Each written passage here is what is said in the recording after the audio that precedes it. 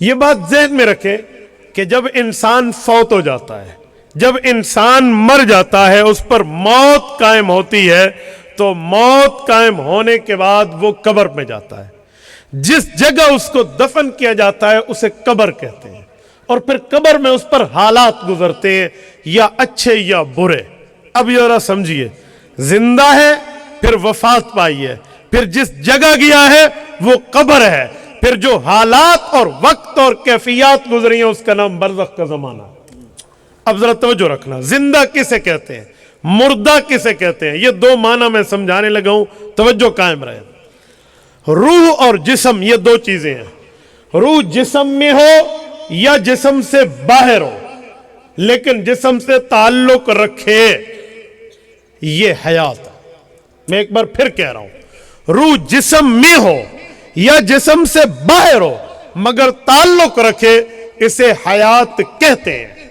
روح جسم میں بھی نہ ہو، تعلق بھی نہ ہو، اسے موت کہتے ہیں۔ میں ان دونوں پر دلائل لاتا ہوں، لیکن پہلے میرے لفظ سمجھیے۔ روح جسم میں موجود ہے، آپ اور ہم بیٹھے ہیں، ہم زندہ ہیں۔ روح بعض اوقات ہماری جسم سے باہر ہوتی ہے، ہم پھر بھی زندہ ہوتے ہیں۔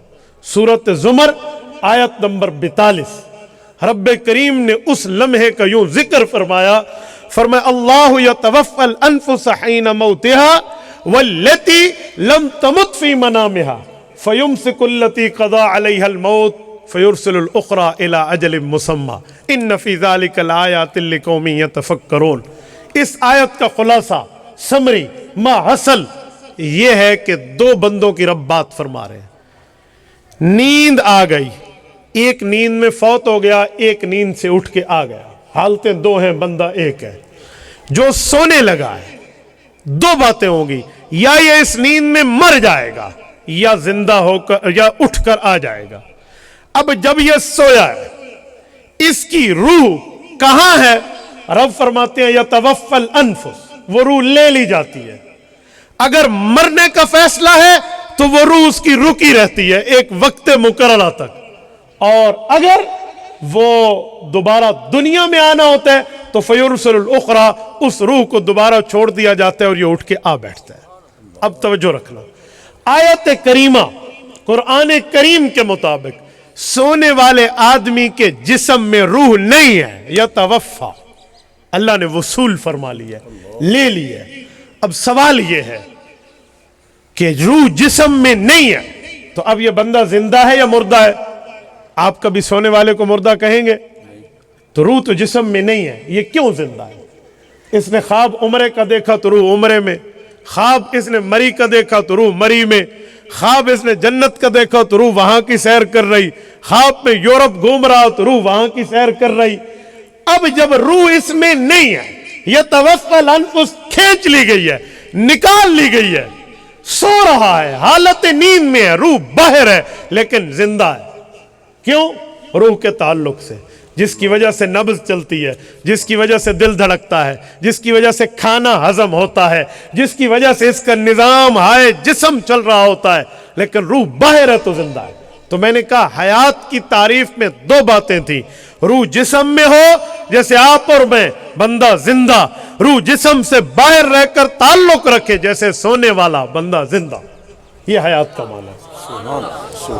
روح جسم سے باہر ہو، بندہ مردہ نہیں ہوتا، یہ ذہن میں رکھنا۔ باہر رہ کر تعلق ختم ہو جائے، یہ مردہ ہے، اور وہ ایک وقت ہوتا ہے جس کو قرآن، چلو میں دوسری بات کرتا۔ اب آئے موت کی تعریف۔ موت کیا ہے؟ یقین مانیے میں حیران ہو جاتا ہوں بعض اوقات کہ یہ جو ہمارے مخالفین ہیں نا، یہ انہیں موت کی تعریف کرتے ہوئے موت پڑتی ہے، یہ موت کی تعریف کرے تو پھنس جائیں۔ اب سنیں، موت کا معنی ہے روح جسم سے غیر متعلق ہو جائے، روح جسم میں نہ ہو اور تعلق بھی نہ ہو، یہ موت ہے۔ جسم سے نکال دی گئی، تعلق بھی ختم ہے، کیونکہ اگر تعلق جاری رہے باہر رہ کر تو سونے والے کی طرح زندہ ہے نا، تو وہ موت۔ اب یہ موت کب تک ہے؟ جیسے حیات کا ایک عرصہ ہے، ایسے موت کا بھی تو ایک پیریڈ ہے، ٹائم ہے۔ تو قرآن کریم کہتا ہے کل نفس ذائقۃ الموت، ہر نفس نے موت کا ذائقہ چکھنا ہے۔ قرآن کریم نے موت کو پینے میں تعبیر نہیں فرمایا کہ موت پینی ہے، چکھنے کی بات فرمائی ہے چکھنے اور پینے کے فرق کو سامنے رکھیں تو خدا کی قسم مسئلہ سمجھ آ جائے. یہ جو وقت ہوتا ہے نا، ایک وقت مقررہ پیدا ہوتا ہے کہ اس بندے پر موت آنی ہے، ایک لمحہ اس پر آنا ہے، تو اللہ نے اس کو چکھنے سے تعبیر فرمایا. چکھنے کا اثر ایک وقت ہوتا ہے. یہ بتایا جا رہا ہے کہ روح جسم کا تعلق ٹوٹا، دنیاوی حیات ختم، اب قبری، اب اخروی، اب برزخی، اب موت کے بعد والی حیات شروع. یہ ایک وقت یہ ٹوٹا ہے. لفظ قرآن تو اپنی جگہ. اب ذرا آؤ حدیث پاک میں بھی اس کا معنی موجود ہے. ان اللہ قبض ارواحکم حین شاء وردها الیکم حین شاء. صحیح بخاری کتاب الجنائز میں موجود ہے. رسالت مآب علیہ السلام نے فرمایا کہ رب کریم جب چاہتا ہے تمہاری روحوں کو قبض کر لیتا ہے اور جب چاہتا ہے لوٹا دیتا ہے. اب روح قبض ہونی دو شکلوں میں ہے، یا نیند میں تعلق رہے گا یا موت میں تعلق ٹوٹ جائے گا. اگر نیند میں تعلق ٹوٹ گیا تو یہ موت ہے، نہ ٹوٹے تو حیات ہے. لیکن موت کے وقت ٹوٹے گا. کیوں؟ یہ انسان اور خدا کا فرق ہے کہ اللہ حی القیوم ہے. حی قیوم کا معنی زندہ ہے، کبھی اس پر موت نہیں آئے گی.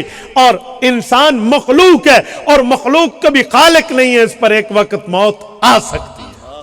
یہ فرق کیا گیا. اسی قرآن اور حدیث کی بات کو علامہ اقبال کے شعر میں سنا دوں. علامہ اقبال رحمہ اللہ اپنے شعر میں فرماتے ہیں کہ تمہیں اگر موت کا معنی آ جاتا ہے نا تو تمہیں سارے معاملات ٹھیک ہوتے نظر آتے ہیں.